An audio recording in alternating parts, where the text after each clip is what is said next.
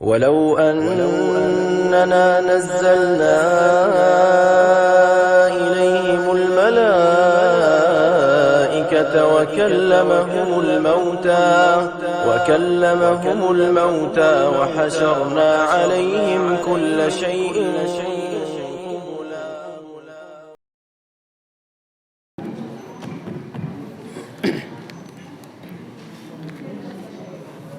Bismillah. Assalamualaikum warahmatullahi wabarakatuh. Innal hamdalillah nahmaduhu wa nasta'inuhu wa nastaghfiruh wa na'udzu billahi min shururi anfusina wa min sayyiati a'malina. May yahdihillahu fala mudhillalah wa may yudlil fala hadiyalah. Asyhadu an la ilaha illallah wa asyhadu anna Muhammadan abduhu wa rasuluh. Qala Allah Ta'ala fil Qur'anil Karim, a'udzu billahi minasyaitonir rajim. Ya ayyuhalladzina amanu taqullaha haqqa tuqatih wa la tamutunna illa wa antum muslimun. Fa inna asdaqal hadithi kitabullah wa khairul huda huda Muhammad sallallahu alaihi wasallam wa syarrul umuri muhdatsatuha fa inna kulla muhdatsatin bid'ah wa kulla bid'atin dhalalah wa kulla dhalalatin finnar. Para jamaah rahimani Allah wa iyyakum. Pada kesempatan yang lalu kita sama-sama mempelajari beberapa hadis. Yang pertama adalah hadis tentang mengusap khuf. Maka kita mengulang sedikit pelajaran yang lalu, yaitu tentang mengusap khuf. Maka mengusap khuf adalah termasuk dibahas oleh para ulama, yaitu apa? Di dalam masalah akidah. Kenapa di dalam masalah akidah dibahas? Karena memang sepakat para ulama tentang apa? Tentang disyariatkannya mengusap khuf, tapi ada orang yang menyelisihinya, yaitu orang yang dikatakan enggak dianggap di dalam Islam, yaitu orang-orang Syiah. Dan kita sebutkan apa? Bahwa mengusap khuf adalah atasnya. Jatah mengusap khuf untuk yang mukim 1 hari 1 malam, dan untuk yang safar 3 hari 3 malam. Dan syarat menggunakan khuf yaitu apa? Kita harus menggunakan khuf dalam keadaan sempurna sucinya, toharohnya. Maka dimulai hitungan mengusap khuf adalah apa? Dimulai ketika kita mengusap setelah kita hadas. Nah, maka untuk yang mukim dimulai 1 hari 1 malam dari situ. Kemudian kita juga jelaskan di hadis yang berikutnya, yaitu tentang apa? Tentang kaidah, yang mana kaidah ini adalah apa? Kaidah umum di dalam fikih yang dikatakan oleh para ulama, al-yaqinu la yazulu bisyak, yaitu sesuatu yang yakin tidak bisa hilang dengan sesuatu yang ragu. Maka kalau seandainya sesuatu yang yakin ingin kita hilangkan, maka harus hilangkan dengan sesuatu yang yakin juga. Kemudian pembahasan sebelumnya juga tentang apa? Tentang madhi. Dan kita jelaskan bahwa madhi adalah najis dan wajib untuk mencucinya sebelum apa? Sebelum kita mengerjakan wudu. Adapun pembahasan kita sekarang adalah masuk ke hadis ke-25, yaitu an Ummi Qais binti Mihsan al-Asadiyah annaha atat bibnin laha shaghir lam ya'kulut ta'am. Jadi hadis ini hadis seorang sahabiyah, Ummu Qais, mendatangi Rasul sallallahu alaihi wasallam membawa seorang anak bayi laki-laki.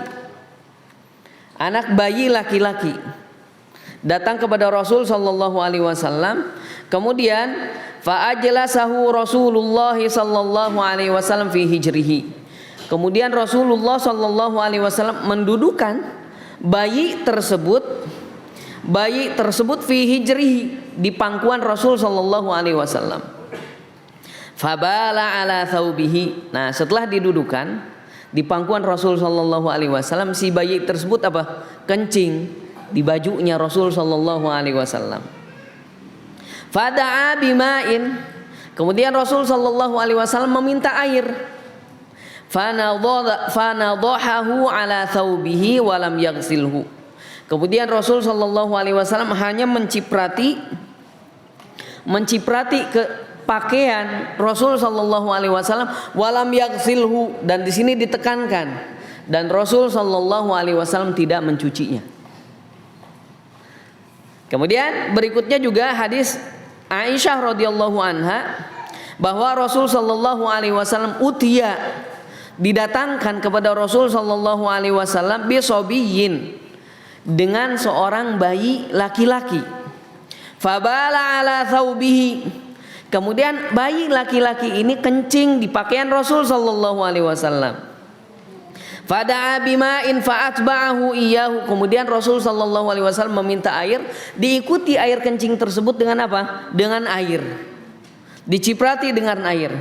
Wali Muslim fa'atba'ahu baulahu walam yaghsilhu, diikuti dengan air tapi tidak mencucinya, diciprati. Nah, mari kita lihat keagungan hadis ini, bahwa seseorang sahabiah Ummu Qais datang kepada Rasul Shallallahu Alaihi Wasallam, dan ini adat para sahabat, kebiasaan para sahabat ketika apa? Mereka mempunyai bayi, mendatangi siapa? Rasul Shallallahu Alaihi Wasallam, didatangkan kepada Rasul Shallallahu Alaihi Wasallam dengan niatnya apa? Mengambil berkah dari Rasul Shallallahu Alaihi Wasallam. Berkah untuk apa? Untuk didoakan, supaya anak ini didoakan. Ada lagi apa? Supaya anak ini diberikan tahnik oleh Rasul Shallallahu Alaihi Wasallam, didoakan supaya anak ini berkah. Maka jamaah rahimani Allah wa iyyakum, ini termasuk apa? Ini termasuk sunnah, yaitu apa? Ketika kita memiliki anak bayi, datangkan kepada seorang alim. Bukan berarti hanya memang untuk mendapatkan keberkahan dari pangkuan dia saja, bukan. Tapi dengan tujuan apa? Dengan tujuan mudah-mudahan seorang alim itu mendoakan anak kita. Mendoakan anak kita. Sehingga anak kita didoakan oleh seorang yang alim, akhirnya apa? Doanya diijabah oleh Allah Subhanahu wa taala. Itu harapan.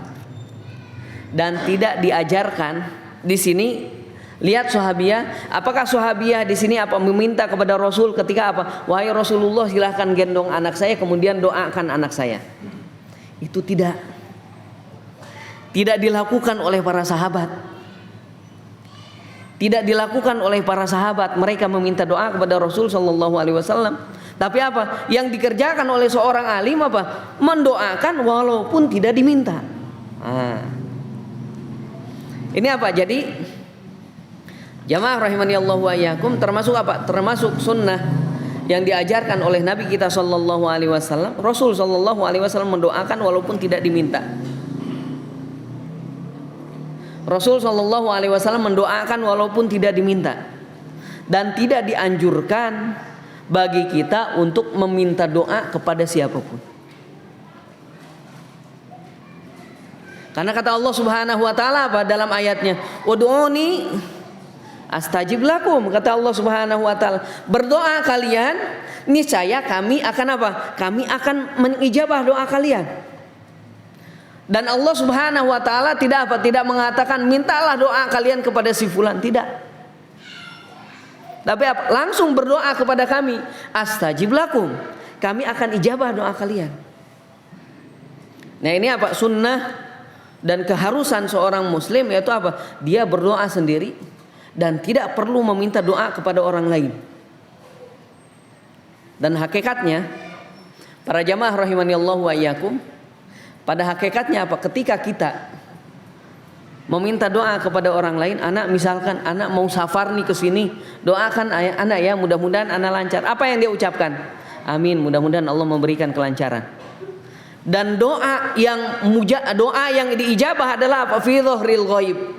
Yaitu apa? Ketika orang yang kita doakan gak ada di hadapan kita, dan dia berdoa dengan ikhlas. Berbeda ketika apa? Berbeda ketika anak ngomong misalkan ke salah satu di antara antum, doakan anak ya, mudah-mudahan bisnis anak lancar. Dia ngomong ya amin, mudah-mudahan lancar. Kira-kira dia dengan ikhlas nggak mendoakan? Belum tentu. Bisa jadi karena nggak enak. Ya sudahlah, diaminkan aja lah. Nah kan seperti itu kan ya. Tapi doa yang diminta adalah apa? Untuk saudara kita fi dhahril ghaib. Ketika saudara kita nggak ada, masya Allah saudara kita tertimpa musibah, kita angkatkan tangan kita, kemudian berdoa di hadapan Allah Subhanahu wa taala, doakan saudara kita. Itu yang diajarkan, mendoakan saudara kita. Maka seperti dalam sholat hakikatnya kita sering mendoakan saudara kita. Mana kalimat doa untuk saudara kita? Udah disinggung masalah ini. Yaitu apa? Seperti dalam at-tahiyat, Assalamu alaina wa ala ibadillahi sholihin. Mudah-mudahan keselamatan atas kita dan terhadap hamba-hamba Allah yang soleh. Di hadapan kita enggak? Mereka tahu enggak kalau kita mendoakan dia? Kan tidak. Ketika kita sendiri. Nah ini apa? Ini diantara adab doa. Di antara adab doa. Maka kalau seandainya, bukan berarti meminta doa tidak diperbolehkan. Meminta doa diperbolehkan. Tapi apa?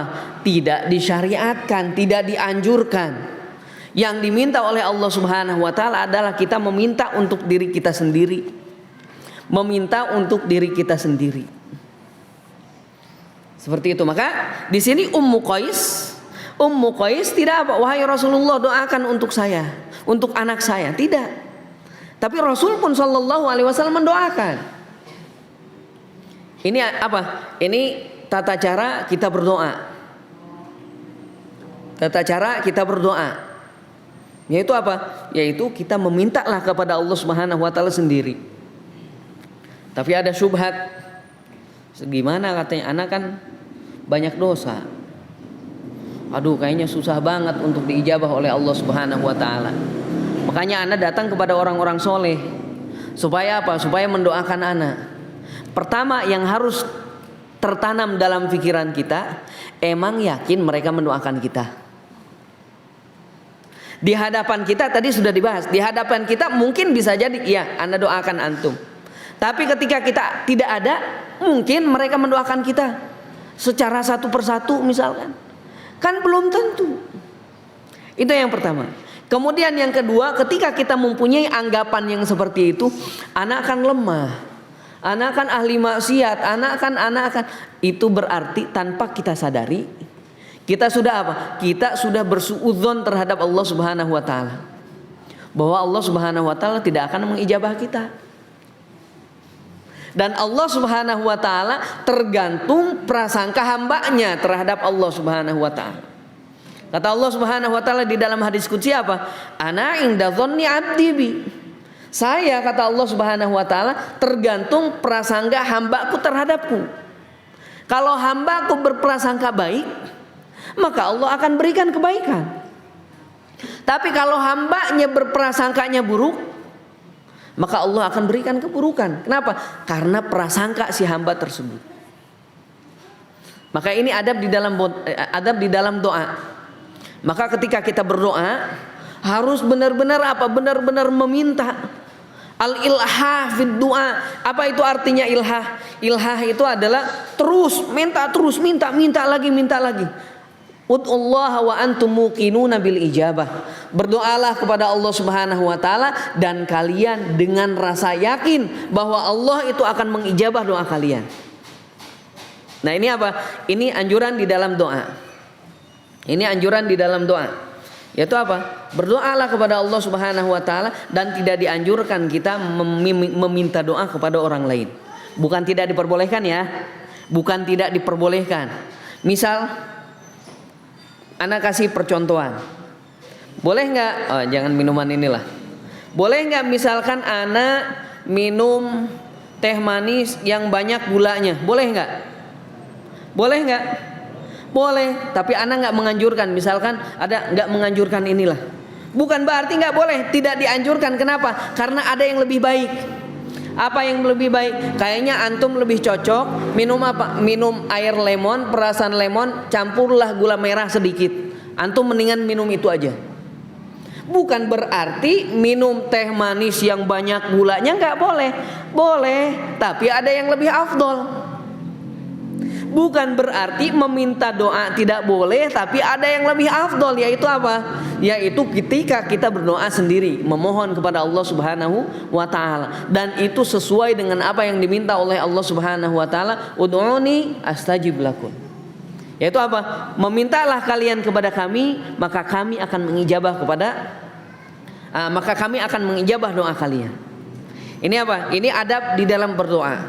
Maka para sahabat ada di antaranya yang datang kepada Rasul Shallallahu Alaihi Wasallam seperti perempuan yang apa? Perempuan yang terkena ayan.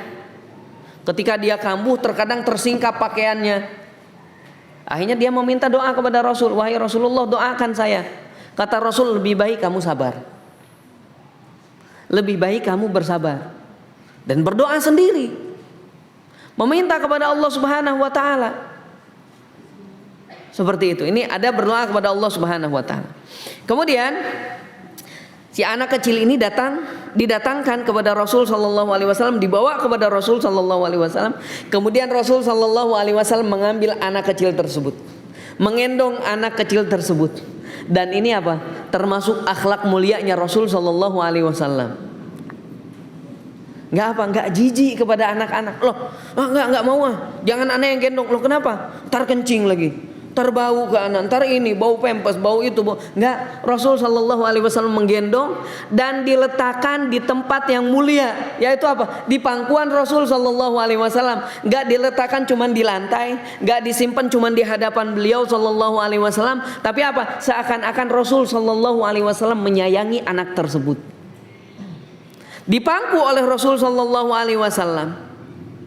Ketika dipangku, ternyata anak kecil tersebut fabala ala thawbi.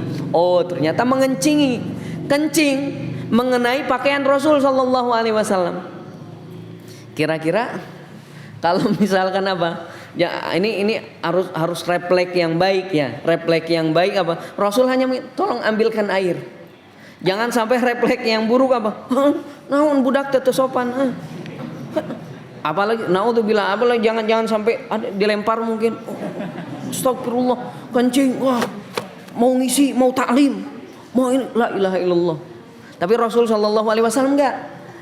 Tolong ambilkan air, kata Rasul sallallahu alaihi wasallam.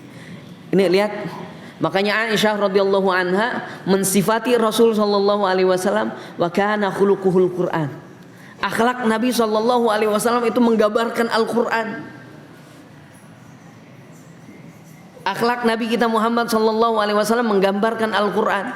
Maka terkadang kita tanyakan kepada kita, jangan tanyakan kepada diri kita hanya berapa hafalan saya.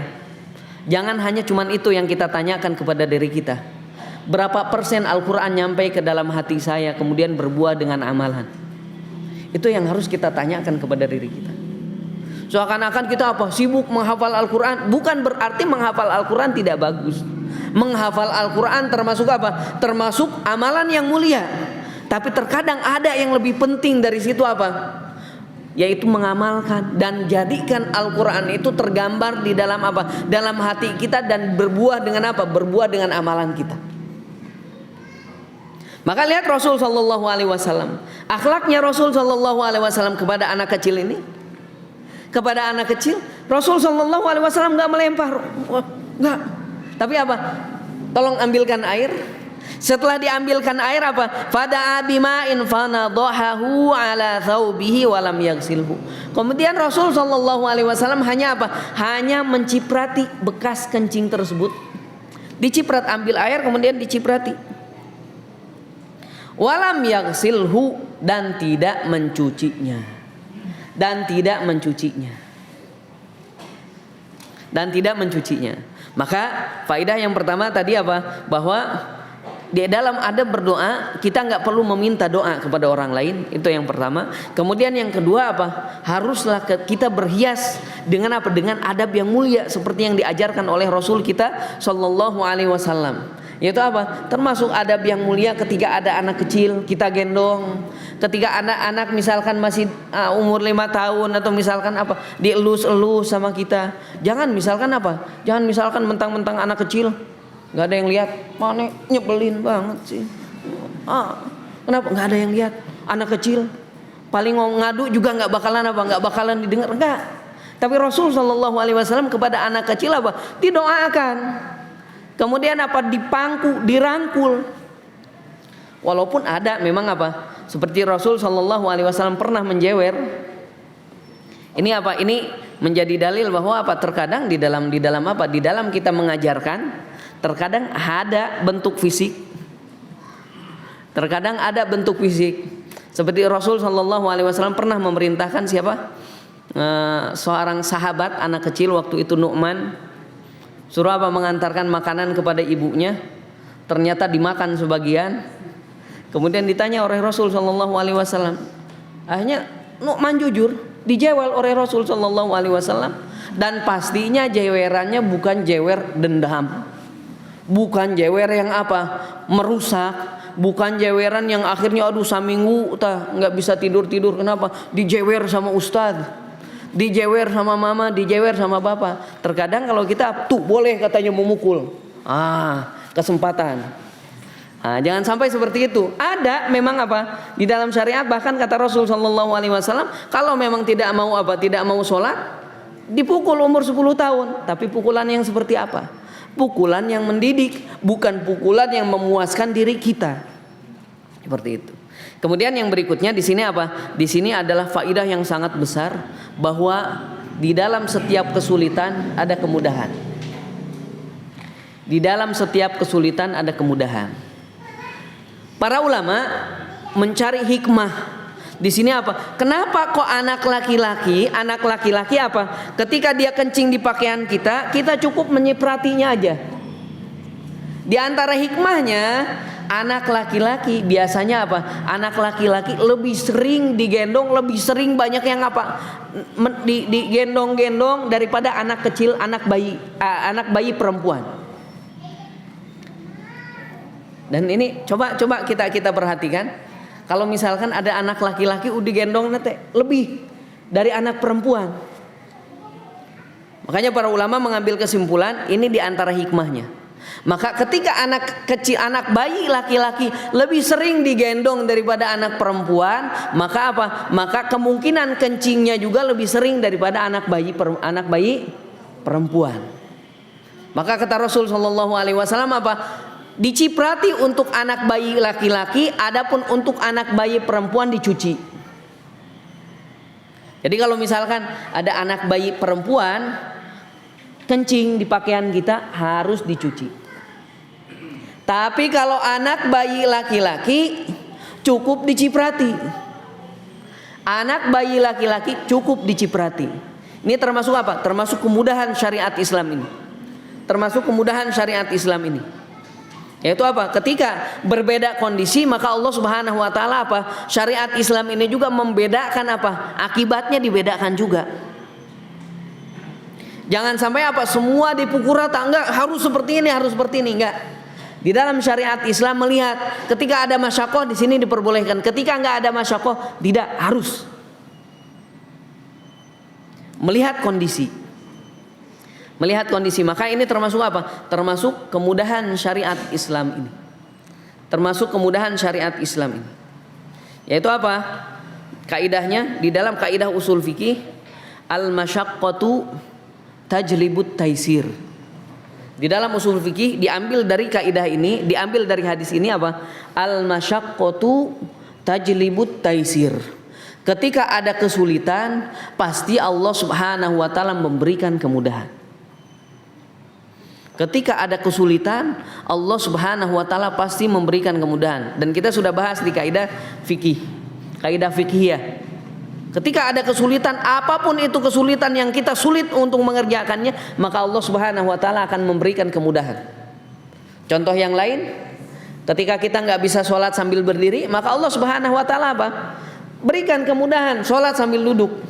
Ketika kita nggak bisa menggunakan air untuk berwudu, maka Allah Subhanahu wa taala membolehkan kita untuk apa? Tayammum dan lain-lain. Maka ini kaidah di dalam fikih adalah kaidah di dalam usul fikih, al-masyaqqatu tajlibut taisir. Kesulitan akan memberikan kemudahan. Kesulitan akan mendatangkan kemudahan. Ini hadis yang pertama dan hadis yang kedua. Karena hadis yang kedua yang diterima dari Ummul Mukminin masih berkaitan tentang apa? Masih berkaitan tentang air kencing. Masih berkaitan tentang air kencing. Yaitu kesimpulannya, kalau air kencing bayi, tapi di sini harus bayi yang belum makan kecuali apa? ASI. Belum makan apa-apa kecuali ASI, air susu ibu. Tapi kalau sudah dibantu dengan makanan yang lain, maka itu enggak. Dua-duanya harus dicuci.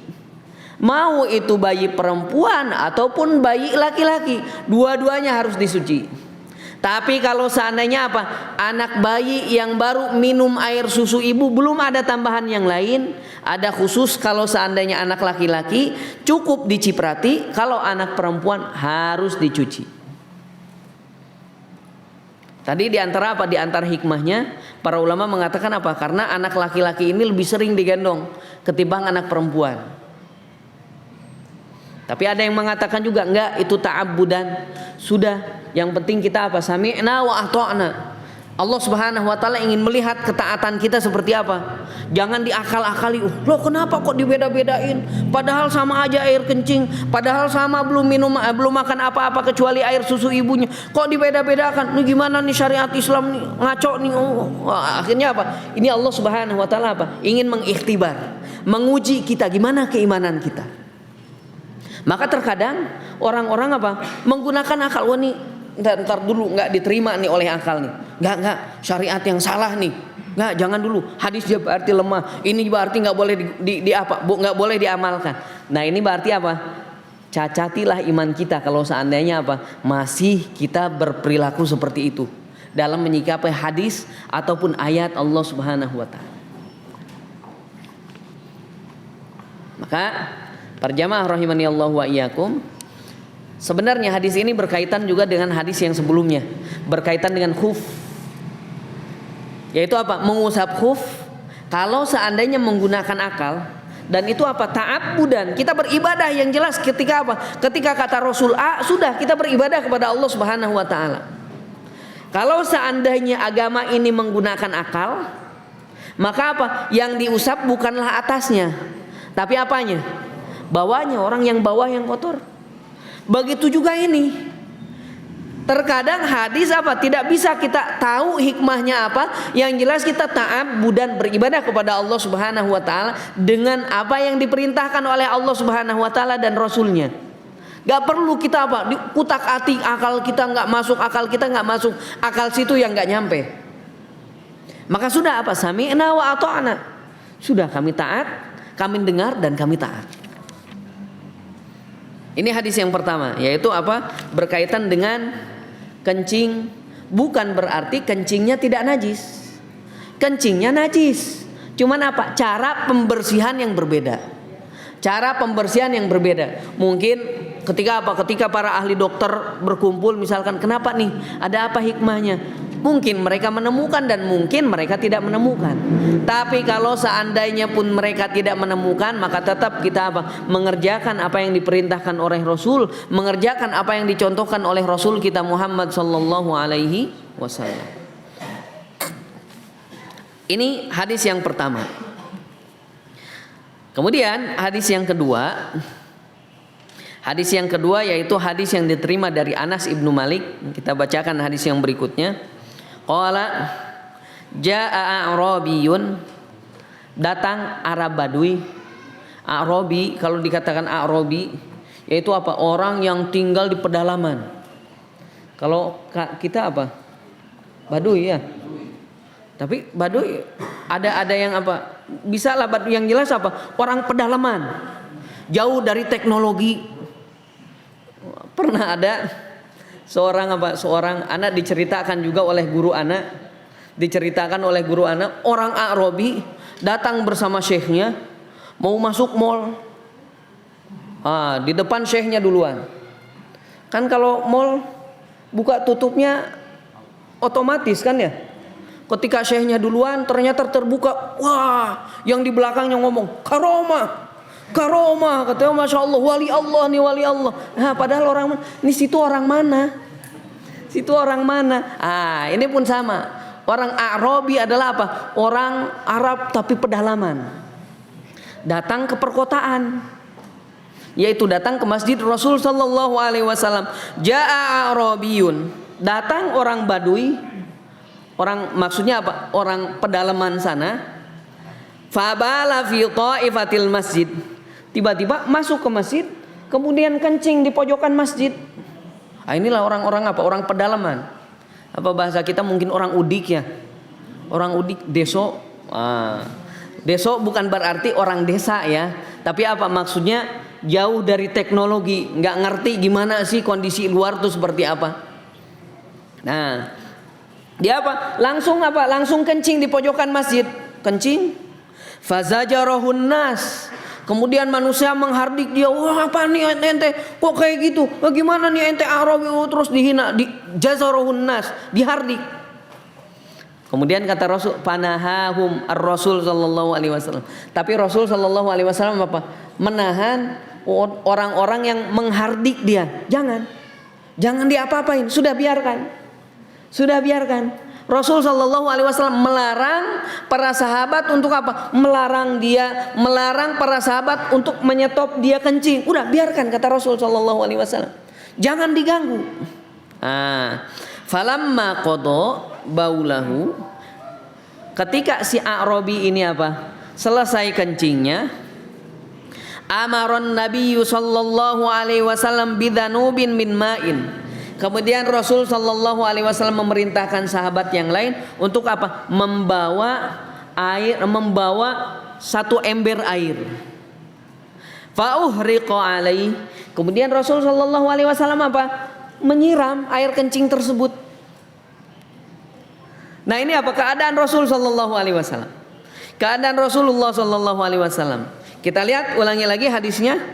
Datang apa? Orang yang udik, orang yang apalagi pokoknya udik lah, nggak ngerti apa-apa. Orang dari pedalaman tiba-tiba datang ke kota, kencing di masjid. Fazajarahun nas, kemudian manusia apa? Menghardik dia, ngomong sumpah serampau, kamu kok ngomong terus. Kemudian Rasul sallallahu alaihi wasallam melarang. Sudah biarkan, kata Rasul sallallahu alaihi wasallam. Di riwayat yang lain apa? Da'u, biarkan dia. Jangan engkau ganggu. Nah, maka di sini apa?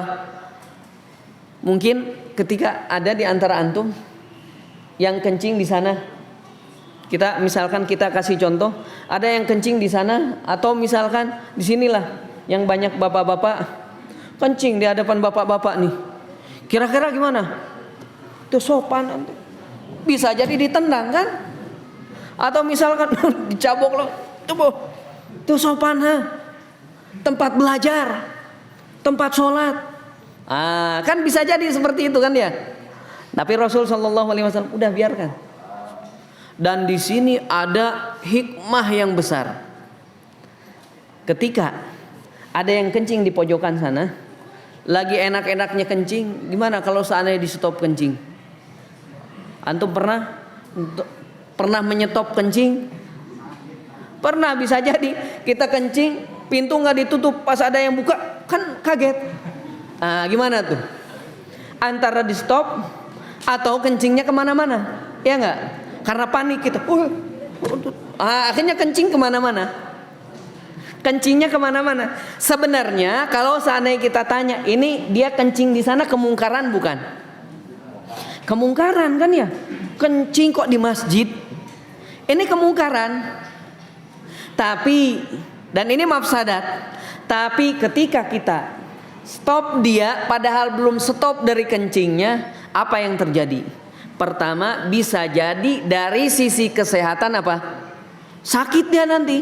Ketika kencing sudah dilepaskan, kemudian langsung di stop lagi, sakit kan ya? Sakit, nggak tuntas. Sakit dia menahan, maka akan sakit. Kemudian yang kedua, kalau seandainya dia bodo amat, yang jelas saya nggak mau berhenti, mau situ ngejar-ngejar saya nggak peduli saya, yang jelas saya belum selesai ini kencing saya, lari-lari sampai kencing, sambil kencing. Yang harusnya kalau seandainya kita biarkan dia kencing, paling yang kotor di mana? hanya di pojok saja. Tapi kalau seandainya kita omelin dia, ente ngapain kencing di situ? Oh berarti nggak boleh ya. Tapi dia masih lanjut, ya udah saya pindah. Gimana tuh kencingnya kemana-mana? Maka di sini apa? Ada kaidah di dalam usul fikih. Di dalam fikih kaidah mengatakan bahwa apa? Apabila bergabung dua mafsadat dalam satu waktu,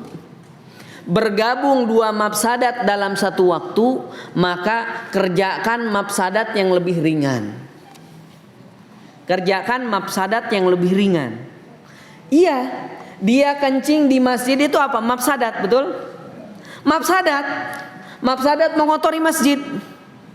Tapi ketika kita langsung stop, mafsadatnya lebih besar.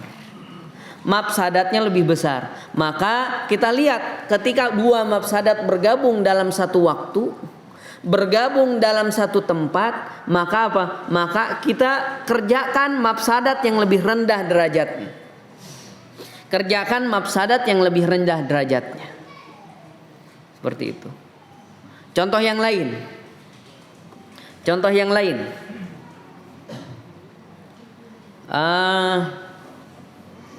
Kita di tengah laut, atau misalkan kita di tengah laut lah, kita di tengah laut, kemudian di situ nggak ada air minum, nggak ada air, misalkan nggak ada air tawar, nggak ada air minum yang jelas. Kalau seandainya kita nggak minum apa? Meninggal nggak? Meninggal. Yang ada misalkan cuman apa? Cuman air kencing misal. Yang ada cuman air kencing. Air laut kan ada. Kita minum air laut gimana? Coba antum minum satu teguk aja, atau pas jalan-jalan berenang di laut, minum air gimana tuh? Kering, sakit. Nah itu kalau seandainya minum air laut. Maka lebih baik apa? Mana mafsadatnya? Minum air kencing mafsadat nggak? Mafsadat. Meninggal mafsadat nggak? Mana mafsadat yang lebih besar? Meninggal. Maka di situ apa? Maka di sini terkumpul antara dua mafsadat. Sudah, kerjakan mafsadat yang lebih rendah.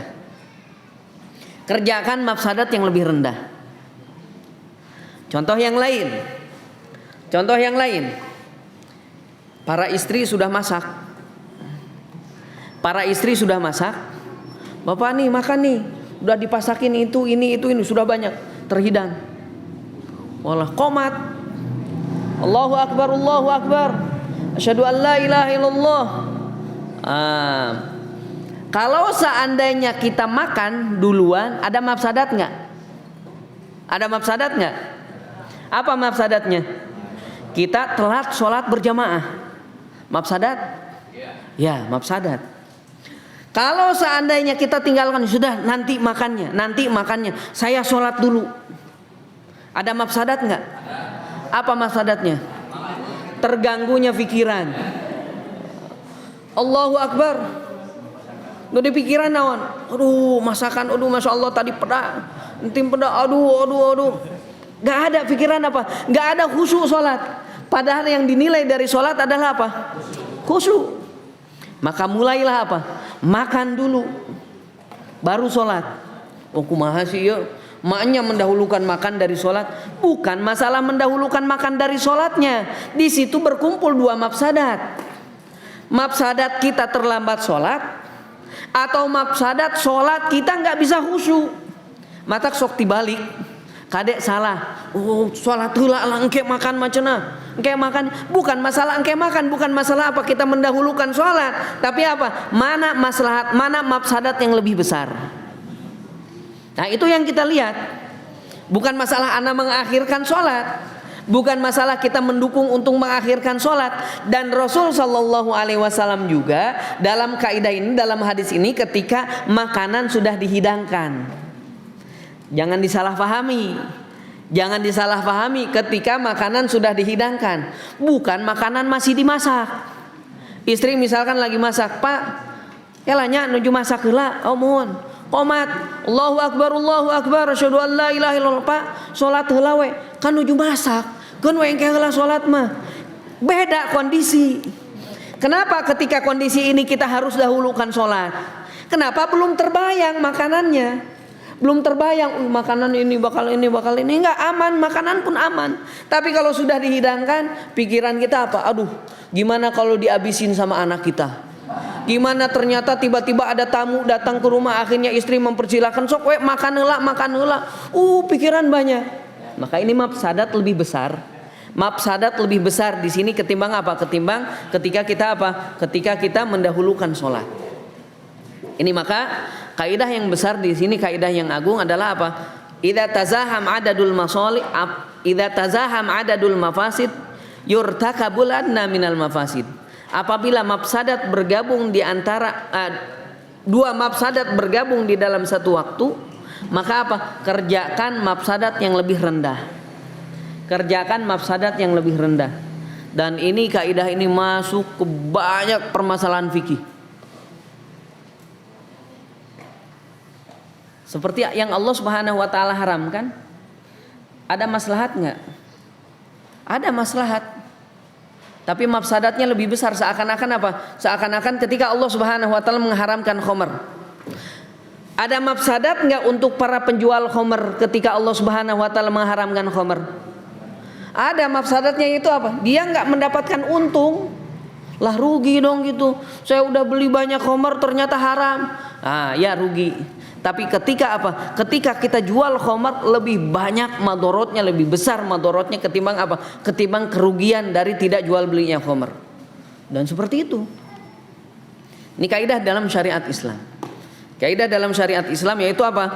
Yaitu ketika bergabung antara dua mafsadat, maka kedepankan mafsadat yang lebih rendah. Kedepankan mafsadat yang lebih rendah. Kemudian di sini apa? Di sini termasuk adab Rasul sallallahu alaihi wasallam. Rasul sallallahu alaihi wasallam tidak marah. Henteu ngomel. Henteu langsung sumpah serampah henteu. Tapi Rasul sallallahu alaihi wasallam menenangkan para sahabat, udah, biarkan. Tong dimarahi. Dan di dalam riwayat yang lain, ketika si A'rabi ini apa? Ketika si A'rabi ini beres kencing, karena Rasul sallallahu alaihi wasallam tidak memarahi dia, yang memarahi dia hanya sahabat yang lain. Si A'rabi ini ngomong, "Ya Allah, rahmatilah diriku dan Muhammad, dan jangan engkau rahmati yang lainnya." Bayangkan kenapa? Karena ada Rasul sallallahu alaihi wasallam. Sampai didoakan sama si A'rabi. Yang lain, oh enggak, saya enggak mau mendoakan yang lain. Kenapa? Enggak sopan yang lain. Padahal hakikatnya siapa yang enggak sopan? Dia yang enggak sopan. Dia hakikatnya yang enggak sopan. Tapi apa? Ini karena apa? Kasih sayang Rasul sallallahu alaihi wasallam, akhlak Rasul sallallahu alaihi wasallam. Dan pentingnya kita apa? Pentingnya kita belajar. Pentingnya kita belajar mana yang lebih baik, mana yang lebih baik. Harus membeda-bedakan. Mana yang lebih utama dan mana yang utama, mana yang baik, mana yang lebih baik, mana yang buruk dan mana yang lebih buruk. Karena apa? Sesuatu yang buruk memiliki derajat. Sesuatu yang baik memiliki derajat juga. Maka apa? Kita harus banyak pintar melihat. Ketika Rasul sallallahu alaihi wasallam langsung, jangan diapa-apain, biarkan. Kenapa? Karena ada mafsadat yang lebih besar kalau seandainya kita larang. Begitu juga di dalam maslahat. Kita pun sama menimbang-nimbang maslahat. Mana maslahat yang paling besar? Maka kerjakan. Nah ini apa? Termasuk lemah lembutnya Rasul sallallahu alaihi wasallam. Dan Allah Subhanahu wa taala, para jamaah rahimanillahu wa iyyakum, memerintahkan kita sampai di dalam berdakwah. Dan dakwah adalah termasuk amalan yang paling agung. Sampai Allah Subhanahu wa taala mengatakan apa? Wa man ahsanu minallahi haditsa. Wa man ahsanu Wa man ahsanu qaulan mimman da'a ilallah. Siapa yang lebih bagus ucapannya daripada apa? Ucapan dia yang berdakwah. Gak ada. Tapi apa? Rasul sallallahu alaihi wasallam apa? Memberikan apa? Memberikan tata cara di dalam berdakwah, dalam mengingatkan. Nah ini jangan sampai apa? Jangan sampai ceplas-ceplos dalam apa? Dalam berdakwah misalkan. Da bid'ah eta teh kamu sesat, ahli neraka kamu pokoknya. Masya Allah, gitu bahasanya. Kira-kira diterima moal? Kamu teh haram, pokoknya ahli neraka lamun gitu teh. La ilaha illallah. Ya, kita jelaskan baik-baik. Kita jelaskan baik-baik. Makanya Allah Subhanahu wa taala apa? Ketika mengutus kepada Firaun, siapa? Harun dan siapa? Harun dan Musa. Allah Subhanahu wa taala mengatakan apa? Memerintahkan kepada Harun dan Musa, wa qula lahu qaulan layyina. Ucapkan kepada si Firaun ini yang mengaku Tuhan ini, yang mengaku apa? Yang mengaku bahwa dia Rob. Faqala ana rabbukumul a'la, ucapkan dengan ucapan yang baik. Terlebih lagi kepada siapa? Kepada saudara kita yang hanya salah dalam beberapa masalah, yang hanya salah misalkan dalam masalah furu'iyah, ucapkan dengan ucapan yang baik. Terlebih lagi apa? Suami kepada istrinya, istri kepada suaminya. Dan ini apa? Sering kak istri mah boro-boro misalkan ucapan ditimbang-timbang bilang tuh apa nama maneh nu salah, masya Allah peletak pelutukun baik sing nyerieun hate oge. Maka ada nasihat, apakah suamimu lebih buruk daripada Firaun sehingga engkau mengatakan kepada suami itu apa dengan perkataan yang buruk? Apakah istri kalian lebih hina daripada Firaun yang mengatakan ana rabbukumul a'la? Nggak, coba nasihatin istri. Ya terkadang istri kita salah, tapi tong apa? Tong bikin nyeri hati misalkan istri orang. Begitupun sama, kebalikannya pun sama, dan kita pun sama. Teman kita salah, ingatkan dengan perkataan yang baik. Guru kita salah, anak-anak kita salah, ingatkan dengan peringatan yang baik.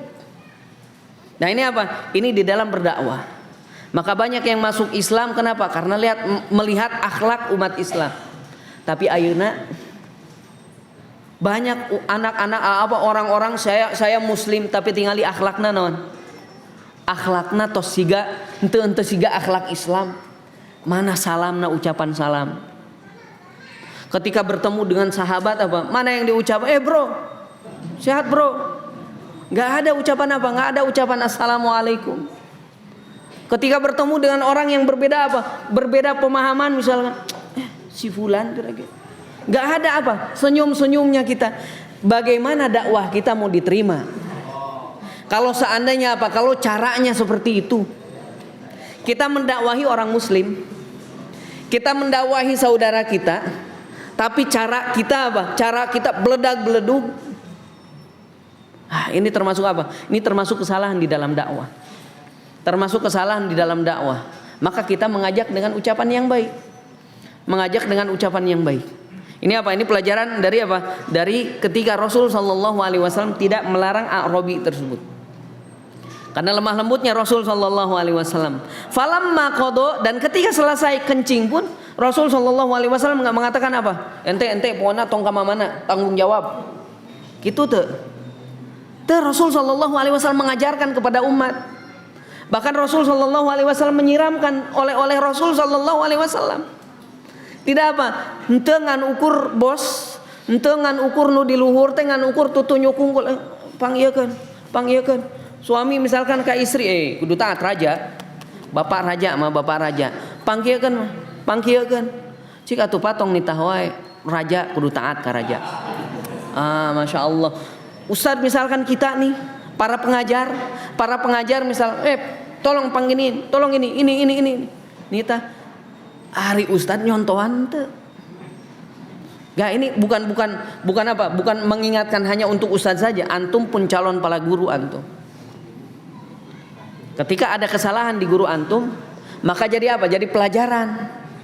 Jangan sampai misalkan apa? Jangan sampai guru ada kesalahan, ustad kayak gitu. Jangan sampai seperti itu. Ketika ustaz salah, berarti anak tahu nih ustaz ini salah. Berarti nanti anak ketika anak ngajar, jangan sampai seperti itu. Itu yang harus apa? Itu yang harus kita lakukan. Jangan sampai guru saya kayak gitu, berarti saya kayak kieu we, nurutan guru. Guru galak, pokoknya sama saya nurutan guru.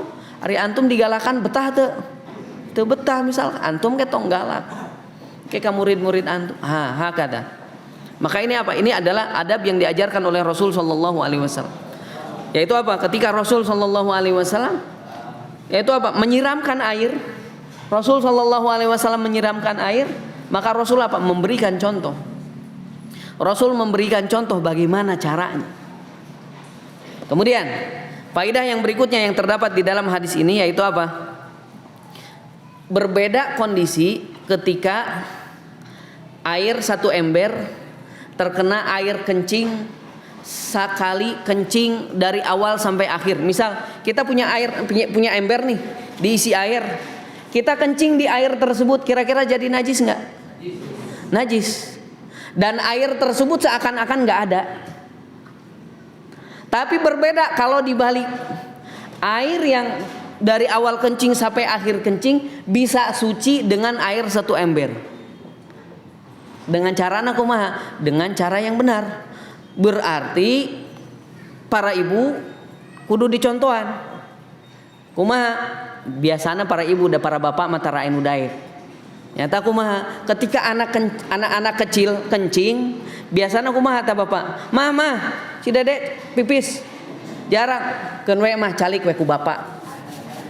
Aya nu kitu jarang. Dina ayana ge naon? Bari dicemurutan heula ku cik atuh kali-kali mah bapak daripada Masya Allah. Gimana caranya? Kalau seandainya kita punya air satu ember, kemudian ada anak kita kencing, jangan kita diperas kemudian dicuci dina ember. Kusabab naon? Bakal ngarusak cai anu aya dina ember. Tapi kumaha carana? Ku urang diambil air kencingna, teu naon diperes di kamar mandi, kemudian diambil pakai gayung disiramkan ke pakaian tersebut yang untuk meres, maka bersih. Lap deui, bukan carana ambil ember, kemudian buat diperes na eta dicuci deui. Ambil deui. Itu salah, akan merusak air. Ini yang diajarkan apa? Bagaimana cara mensucikan kencing. Bagaimana cara mensucikan kencing? Kalau seandainya memang di pojok misalkan kemudian airnya bisa langsung nyerap, cukup disiram. Sebagaimana apa? Masjid pada kondisi seperti yang di zaman Rasul Shallallahu Alaihi Wasallam. Karena langsung nyerap, cukup disiram, beres. Nah ini apa? Bagaimana tata cara membersihkan air kencing. Nah ini adalah hadis yang keberapa? Ini hadis yang kedua dalam pembahasan sore hari ini, yaitu apa? Dan kita ambil kesimpulan faidahnya tadi, ketika ada dua mafsadat bergabung dalam satu waktu, maka kita kerjakan mafsadat yang lebih rendah. Kemudian yang kedua, berdakwahlah dengan akhlak kita. Karena sesungguhnya apa? Karena sesungguhnya orang itu melihat kepada akhlak. Dan yang diajarkan oleh Rasul Shallallahu Alaihi Wasallam juga akhlak. Kata Rasul Shallallahu Alaihi Wasallam, Innama bu'ithu liutammima makarimal akhlak. Sesungguhnya aku diutus untuk menyempurnakan akhlak. Dan kata istri Rasul Shallallahu Alaihi Wasallam, wa kana khuluquhul Quran. Akhlak Nabi Muhammad Shallallahu Alaihi Wasallam adalah Al-Quran. Ini yang harus apa? Yang harus kita tanamkan di dalam apa? Di dalam kehidupan kita. Hadis yang berikutnya, dan insya Allah ini hadis yang terakhir pada kesempatan hari ini, yaitu hadis Abu Hurairah radhiyallahu anhu. Hadis Abu Hurairah radhiyallahu anhu berkaitan dengan apa? Berkaitan dengan kebiasaan yang baik bagi seorang muslim. Kebiasaan yang baik, fitrah yang baik bagi seorang muslim. Tentang apa? Sunanul fitrah. Fitrah itu adalah apa? Sesuatu yang memang jiwa itu menginginkan hal tersebut. Contoh, fitrahnya laki-laki suka sama perempuan, itu fitrah namanya. Itu fitrah. Fitrahnya ketika kita lapar nyari makan, itu fitrahnya. Jadi ketika apa? Ketika kita lapar, nggak mungkin yang kita cari apa? Kasur. Mana kasur? Kenapa antum? Lapar. Nggak ada. Menyelisih fitrah itu namanya. Itu fitrah, sesuatu yang melekat pada diri seseorang karena secara tabiat dia menginginkan itu. Dan secara tabiat kita menginginkan bersih atau menginginkan kotor. Tabiat manusia itu menginginkan bersih. Tapi banyak yang manusia seakan-akan dirubah tabiatnya menginginkan apa? Menginginkan kotor. Nah, kita bahas hadisnya. Yaitu hadis yang diriwayatkan Abi Hurairah radhiyallahu anhu. Beliau berkata, qala sami'tu Rasulullah sallallahu alaihi wasallam yaqul. Saya mendengar Rasul sallallahu alaihi wasallam bersabda, al fitratu khamsun. Fitrah itu khamsun. Ada 5. Dan penyebutan jumlah di sini bukan berarti lil hasr. Hanya membatasi 5 saja. Enggak. Tapi di sini kenapa? Di sini disebutkan 5 perkara ini karena memang banyak orang yang melalaikan dari fitrah ini. Kalau fitrah seperti tadi laki-laki suka perempuan, itu nggak ada jarang ada yang lalai, kecuali yang memang apa? Yang memang udah nggak dianggap manusia lagi. Kok laki-laki suka sama laki-laki? Error itu mah udahlah, jangan jadi pembahasan kita. Jangan jadi pembahasan kita. Nah, adapun permasalahan yang 5 ini karena memang kebanyakan manusia itu melalaikan. Adapun fitrah-fitrah yang tadi kita sebutkan, kenapa jarang disebutkan? Karena memang sudah apa? Sudah jarang ada yang menyelisihinya. Tapi kalau 5 perkara ini ditekankan oleh Rasul sallallahu alaihi wasallam karena banyak orang yang melalaikannya. Di antaranya apa? Yang pertama kata Rasul sallallahu alaihi wasallam, al-khitan. Al-khitan. Kemudian yang kedua adalah al-istihdad. Apa itu al-istihdad? Al-istihdad nyaeta memotong bulu-bulu yang ada di sekitar kemaluan. Baik itu sekitar kemaluan, baik itu sekitar dubur atau sekitar dubur. Itu istihdad namanya. Memotong bulu-bulu, membersihkan bulu yang ada di sekitar kubul dan dubur. Itu istihdad yang kedua. Kemudian yang ketiga, wa qassus syarib. Memotong kumis. Memotong kumis. Yang kemudian yang keempat, wa taqlimul adhafir. Memotong kuku. Kemudian yang kelima, wanatful ibti. Dan apa? Mencabut, di sini mencabut ya, mencabut bulu ketek, bulu ketiak. Ini adalah apa? Termasuk sunnah fitrah. Dan ana ingatkan lagi, syariat Islam itu dibangun di atas apa? Dibangun di atas kebaikan untuk apa? Untuk pemeluknya. Semua yang Allah Subhanahu wa taala syariatkan, semua yang Rasul sallallahu alaihi wasallam syariatkan, hakikatnya semuanya itu kembali kepada kebaikan untuk apa? Untuk umat muslim dan mencegah keburukan dari siapa? Dari umat muslim itu sendiri. Apapun itu. Maka kita harus yakin ketika Allah memerintahkan satu perintah atau Rasul sallallahu alaihi wasallam memerintahkan satu perintah, kita harus yakin ini pasti kebaikan untuk saya. Apapun itu. Tapi kayaknya aja kok belum tergambar apa sisi kebaikannya, walaupun nggak terfikirkan, tapi itu pasti kebaikan untuk kita. Kemudian yang kedua, setiap apa yang Allah Subhanahu wa taala larang, setiap apa yang Rasul sallallahu alaihi wasallam larang, pasti itu hakikatnya apa? Menimbulkan keburukan untuk kita ketika kita mengerjakannya. Itu pasti. Itu pasti. Naon wae oge. Sok sebutkeun anu haram. Sebutkeun anu haram, lamun ku urang dikerjakeun pasti rugi dunia akhirat. Sebutkan anu halal, sebutkan anu diwajibkan. Ketika orang ngerjakeun pasti eta kebaikan untuk kita. Pasti. Dina salat, contohna dina salat. Monggo tanyakan ke dokter-dokter manfaat salat secara apa? Secara medis itu apa? Ketika kita sujud, Ketika kita apa? Terdiam sujud, akhirnya darah apa terfokus di kepala. Kemudian coba tanyakan kepada dokter.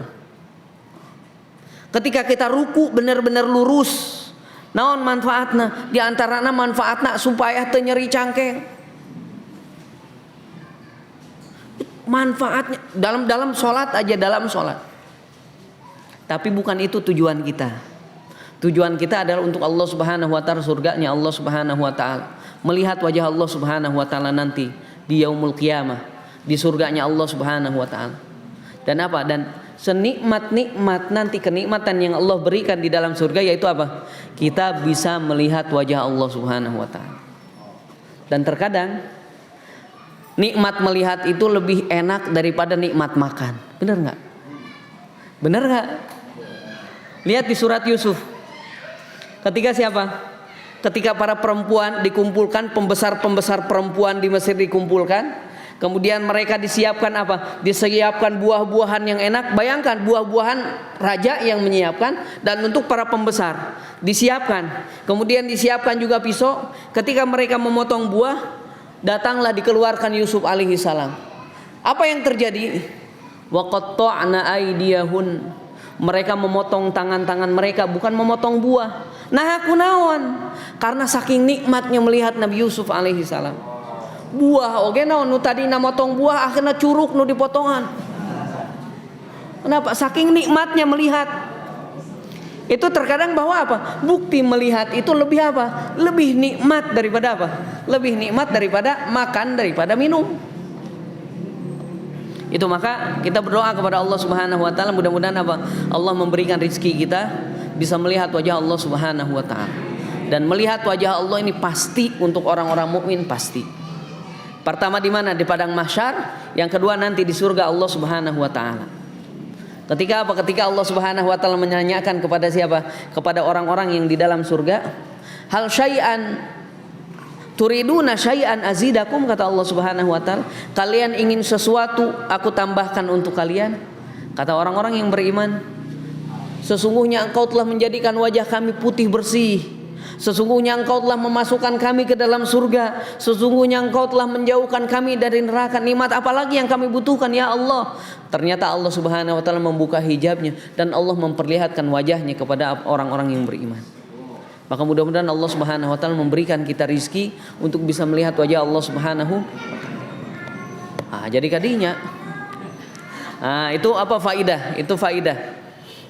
Kita kembali lagi, yaitu yang pertama tadi khitan. Kemudian yang kedua adalah apa? Mencukur bulu yang ada di sekitar kubul dan dubur. Kemudian yang ketiga adalah apa? Qassus syarib, apa? Memotong kumis. Kemudian yang keempat adalah apa? Yang keempat adalah memotong kuku. Dan yang terakhir adalah apa? Yang terakhir adalah nadful ibt, mencabut bulu ketek. Kita cek sekarang nih. Khitan. Ada yang enggak di khitan? Alhamdulillah. Dan para ulama sepakat bahwa khitan wajib untuk laki-laki. Khitan wajib untuk laki-laki dan tidak untuk perempuan. Yang wajib yang disepakati adalah apa? Untuk laki-laki. Adapun perempuan tidak wajib. Perempuan tidak wajib. Aman? Semua aman? Alhamdulillah sudah lewat. Al-khitan. Hikmahnya apa? Di balik hikmah. Hikmah Allah Subhanahu wa taala memerintahkan apa? Memerintahkan untuk memotong, untuk mengkhitan. Karena kalau seandainya tidak dikhitan, itu apa? Kotoran-kotoran akan terkumpul di situ, katutup. Akhirnya apa? Numpuk, bisa jadi apa? Susah kencing. Itu diantara hikmahnya. Kemudian sekarang, kapan waktu untuk dikhitan? Kapan waktu untuk dikhitan? Sebenarnya dari kecil pun diperbolehkan. Tapi maksimal waktu untuk dikhitan untuk orang muslim kapan? Sebelum mendekati waktu balik. Kenapa? Karena ketika dia balik sudah diperhitungkan. Di situ jangan sampai ada najis. Kalau seandainya kita membawa najis berarti bisa jadi sholat kita nggak sah. Maka ketika anak kita, nak, kamu sudah mau balik? Oh iya pak, gimana kok tahu? Ditanya bisa ditanya, nggak bisa ditanya. Kelihatan, wah kayaknya nih anak saya nih udah mulai cek orang Sunda sama cara cas curucus ya. Khitan. Umur misalkan 12 tahun apa sekitar itu. Nggak apa-apa. Di khitan. Itu khitan. Kemudian yang kedua, al-istihdad. Sok mangga dibuktikan. Banyak yang tidak mengerjakan. Perlu bukti? Nah, di antara hikmahnya ketika apa? Ketika kita kencing, kemudian kita buang air besar, kalau seandainya kita tidak bersihkan bulu-bulu yang ada di sekitar kubul dan dubur, akhirnya apa? Bisa jadi nempel di bulu-bulu tersebut. Betul nggak? Berbeda kalau seandainya apa? Polos bersih, insya Allah nggak tersisa. Cukup satu sapuan sudah beres. Tapi kalau seandainya apa? Kalau seandainya di situ apa? Di situ ada bulu-bulu, maka apa? Itu menyebabkan kotor. Dan ini juga apa? Bukan hanya dari bulu kubul saja, kemaluan saja. Tapi apa? Dubur pun sama. Dibersihkan. Kenapa? Karena dari situ mahallu khurujin najasah. Tempat keluarnya najis. Tempat keluarnya najis. Maka dibersihkan semuanya. Dibersihkan semuanya. Nah, ini kan banyak yang apa? Banyak yang jarang mengerjakan ini. Betul nggak? Maka diingatkan. Rasul Shallallahu Alaihi Wasallam mengingatkan kita bahwa itu termasuk sunnah al-fitrah. Bahwa itu termasuk fitrah.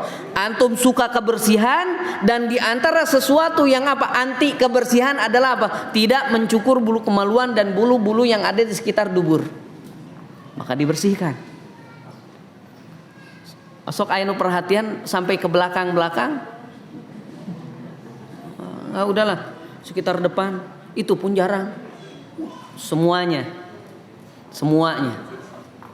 Caranya gimana? Mau antum lebih tahu cara. Dan masing-masing punya cara sendiri, yang penting bersih. Nah, ini yang apa? Yang ketiga. Kemudian yang keempat waqassus syarib. Memotong kumis. Qas itu dipotong. Miqas yaitu apa? Alat cukur. Dan dipotong, bukan apa? Bukan dihilangkan secara keseluruhan. Bukan apa? Bukan dicabut. Ketika apa memotong ya dipotong. Bukan apa? Bukan dicabut. Maka termasuk tidak dianjurkan apa? Dicabut kumis.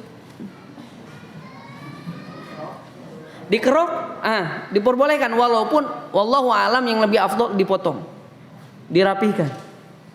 Dikerok diperbolehkan, tapi yang apa? Yang tidak diajarkan, yang tidak dianjurkan adalah apa? Dicabut. Karena kalau seandainya dicabut itu namanya ta'bid di dalam bahasa Arab, yaitu apa? Dibinasakan. Nggak muncul lagi kalau seandainya dicabut, akar-akarnya muncul lagi? Nggak. Maka kalau seandainya dicabut, kapan kita bersihin lagi? Nah, ini yang ketiga. Dan hikmahnya para jamaah rahimani Allah wa iyyakum tadi, sebenarnya semua ini intinya kembali kepada apa? Menjaga kebersihan seorang muslim. Dan dari kemarin kita bahas tentang apa? Pembersihan najasa. Kemudian apa lagi? Bagaimana cara toharo. Kemudian tadi kita bahas bagaimana membersihkan najis kencing. Kemudian sebelumnya bagaimana membersihkan apa? Najis madhi.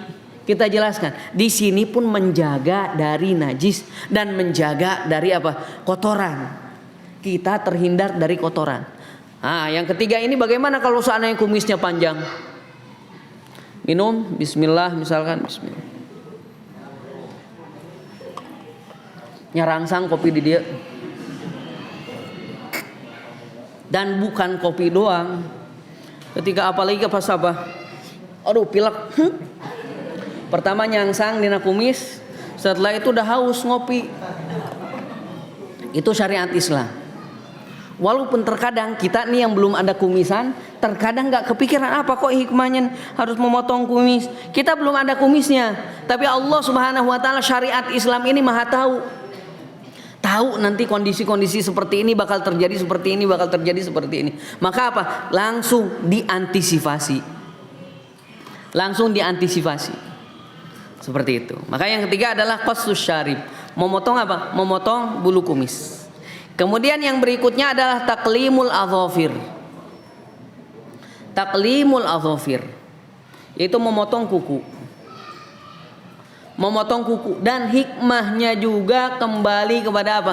Kembali kepada kesehatan dan kebersihan kita. Orang kalau saat Anda panjang kuku, biar antum terbayang, jangan sampai, dan ustaz-ustaz nanti harus sesekali kita cek kuku santri. Panjang misalkan syaitan. Kita lihat.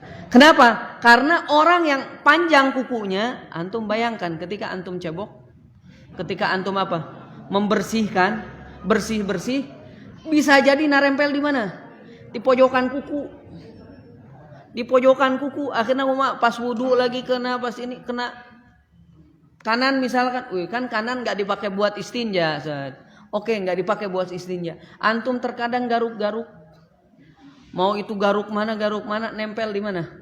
Di ujung-ujung jari, di ujung-ujung kuku. Setelah itu antum makan. Terlebih lagi kalau seandainya makannya bareng-bareng di satu nampan. Kemudian apa? Berkuah. Sudah. Syariat Islam menjaga itu. Syariat Islam menjaga itu. Dan ketika di antara antum, di antara kita ada yang kuku panjang, jangan antum biarkan, antum ingetin dia. Bukan madorot buat dia aja, tapi madorot juga buat yang lain. Madorot juga buat yang lain. Maka ini jangan sampai, masya Allah kan gaya kan, gaya bisa multifungsi. Pertama kalau seandainya tangan gak ada kukunya, garuk kayaknya kurang afdol. Itu apa? Itu setan itu. Itu apa? Itu tipu daya setan. Gak afdol kayaknya kalau misalkan garuk, gak ada kukunya, jadi kurang enak, Ustaz. Terus yang kedua katanya multifungsinya apa? Buat ngorek kuping juga, Ustaz. Buat korek kuping kalau nggak ada kuku susah. Antum beli katembat paling berapa? Atau beli yang 2000 yang awet setahun bisa, cuman 2000, tapi enggak, setan tuh selalu menghiasi keburukan. Wah, jangan, ini kan bisa buat sunnah juga menghilangkan kotoran kuping, bisa juga menghilangkan kotoran upil, bisa, banyak yang syaitan itu. Itu apa? Tipu daya setan. Dan setan selalu menghiasi apa? Menghiasi yang buruk itu jadi yang baik. Jadi yang baik. Makanya kalau ngapain antum kok kukunya dipanjangin? Kayaknya lebih bagus aja. Kukunya kelihatan panjang-panjang lebih bagus. Terus fungsinya buat ini enggak, itu syaitan. Itu syaitan. Maka hilangkan apa? Hilangkan pikiran-pikiran seperti itu. Kemudian yang berikutnya, yang terakhir adalah natful ibti. Natful ibti. Maka perhatikan diri kita sendiri. Banyak enggak tuh? Dan ini disunahkan apa dicabut? Walah, perih atuh. Sesuatu itu tergantung yang kita biasakan. Kalau kita terbiasa mukul tembok, misalkan latihan mukul tembok, biasa. Tapi orang paling pertama mukul tembok, sama itu pun misalkan apa? Cabut, emang sakit. Emang sakit. Bahkan kalau pertama bisa tumbuh apa? Bisa jadi ada kadang bisul. Enggak? Kadang misalkan gatel, kadang sakit perih, biasa pertama. Tapi kalau seandainya apa? Kalau sudah terbiasa, enggak, mual sakit. Nah, dan 5 perkara ini hakikatnya kembali kemana? Hakikatnya kembali untuk kebaikan kita bersama. Dan hakikatnya kembali untuk kebersihan kita. Hakikatnya manfaatnya untuk kita semua. Itu syariat Islam. Itu syariat Islam. Dan 5 perkara ini hukumnya semuanya sunnah, kecuali yang satu yang khitan. Sunnah sekarang misalkan panjang sedikit, sunnah kita apa? Potong. Kita potong. Kemudian apa? Dijelaskan oleh Anas ibnu Malik radhiyallahu anhu, batas waktu untuk apa? Untuk istihdad, mencukur bulu yang di sekitar kubul dan dubur. Batas waktu apa? Memotong kumis. Batas waktu paling lambat memotong kuku. Batas waktu paling lambat apa? Mencabut bulu ketiak itu kapan? Berapa hari? 40 hari. 40 hari. Batas maksimal. Dan ini tergantung apa sebenarnya? Kembali kepada apa? Kembali kepada kepribadian masing-masing. Karena ada memang yang tumbuh rambutnya itu lebih cepat daripada yang lain. Kok antum baru aja 1 minggu dicukur kok udah lebat lagi? Beda-beda. Sama kuku pun seperti itu. Tapi intinya apa? Ketika memungkinkan terkumpulnya najis, terkumpulnya kotoran, maka hilangkan. Nah, ini adalah sunnah fitrah.